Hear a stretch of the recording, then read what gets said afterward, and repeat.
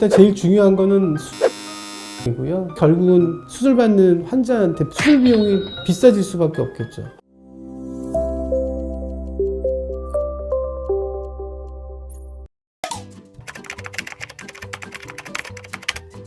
원장님께서 지금 25년째 라섹을 계속 꾸준히 해오시잖아요. 사실 다른 병원 보면 스마일, 스마트, 여러 가지 다른 수술도 도입을 하고 하는데 이렇게 25년째 라섹을 계속 고집하시는 이유를 오늘 좀 알고 싶어서 촬영하게 되었습니다.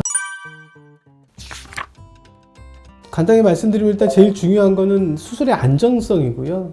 안전한 수술이기 때문에 고집해서 하는 거고, 사실은 이런 엑시머 레이저를 이용해서 시력 교정 수술을 시작한 게 저희 나라 같은 경우는 90년대 초반부터 시작했거든요. 그때부터 지금까지 계속해서 하고 있는 수술이 라섹 수술이라고 생각하시면 돼요. 처음에는 이제 PRK라는 방법으로 이제 수술을 하다가 중간에 이제 칼을 이용해서 각막에 절편을 만들어서 수술하는 라식 수술도 나오고, 아니면 각막 상표만 살짝 벗겨내는 에피라식이라는 수술도 나오고 그랬는데, 이런 수술들은 이제 요즘 거의 안 하는 수술이 돼버렸거든요. 왜냐하면 어떤 안전성이라든지 차후에 어떤 예후라든지 이런 것들이 아직은 좀 불안한 수술이었기 때문에 그런 수술들은 이제 요즘 거의 안 하는 추세고, 라섹 수술은 그거에 비하면 초창기부터 시작해서 지금까지도 계속 이루어지는 이유가 안전성 때문에 지금도 계속 이루어지고 있고, 그 결과에 대해서도 증명이 돼 있는 수술이기 때문에 지금 현재는 라섹 수술을 주로 많이 하는 추세입니다.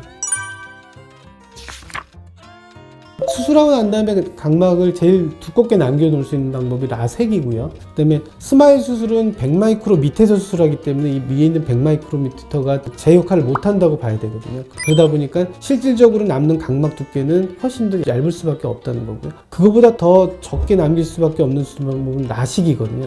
라식 수술은 각막 절편을 만드는데 이게 거의 150마이크로 정도 되는 두께로 만들기 때문에 150마이크로를 손해본다고 생각하시면 돼요. 그러니까 그만큼 실질적으로 남아있는 각막 두께는 많이 얇아질 수밖에 없다는 거죠. 그래서 라섹 수술이 가장 두껍게 남겨놓을 수 있는 방법이고, 그 다음이 스마일, 그 다음이 옛날에 기존 했던 라식 수술이라는 거죠.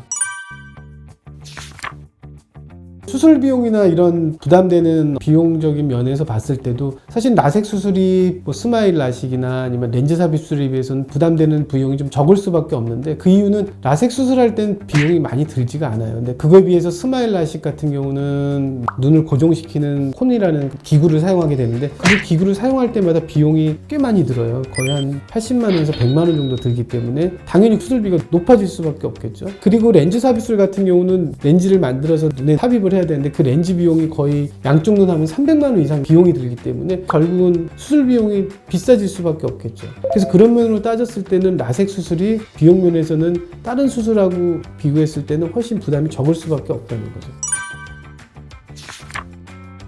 라섹 수술을 고집하는 이유 중에 또 한 가지는 부작용이 상대적으로 굉장히 적다는 거예요. 첫 번째는 건조증이 발생하는 확률이 다른 라식 수술이나 이런 것보다는 훨씬 더 현저하게 줄어든다는 거고요. 라식 수술에 비해서 건조증이 좀 적게 생길 수밖에 없는 거는 그 각막 신경 자체가 손상이 적게 되거든요, 라섹이. 왜냐하면 가장 표면에서 수술하기 때문에 각막 신경의 손상이 가장 적기 때문에 건조증도 좀 덜할 수밖에 없고요. 그 다음에 표면에서 각막 수술을 하기 때문에 수술할 수 있는 넓이가 다른 수술에 비해서는 좀 넓게 수술할 수 있거든요. 그러다 보니까 빛번짐도 좀 적게 나타날 수밖에 없고, 그래서 어떤 위험 요소들이 적기 때문에 다른 수술에 비해서는 라섹 수술을 더 많이 하는 편이죠.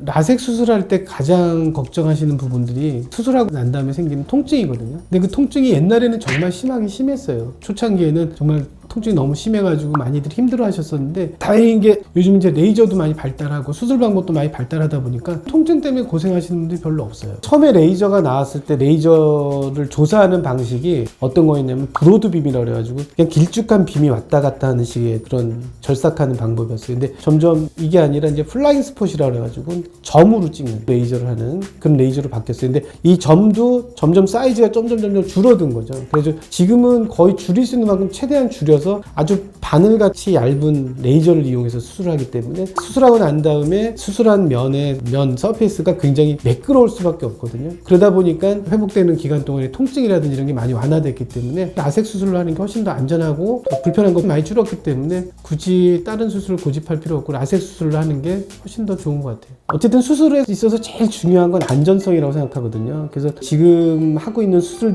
중에 생길 수 있는 부작용이라든지 수술 후에 생길 수 있는 부작용이라든지 이런 이런 것들이 사실 가장 적은 수술이 라섹 수술이거든요. 그래서 이런 이유 때문에 환자분들한테 라섹 수술을 적극 추천하고 이런 모든 면들을 따져보고선 어떤 수술을 할지 결정하는 게 사실은 제일 중요할 것 같습니다.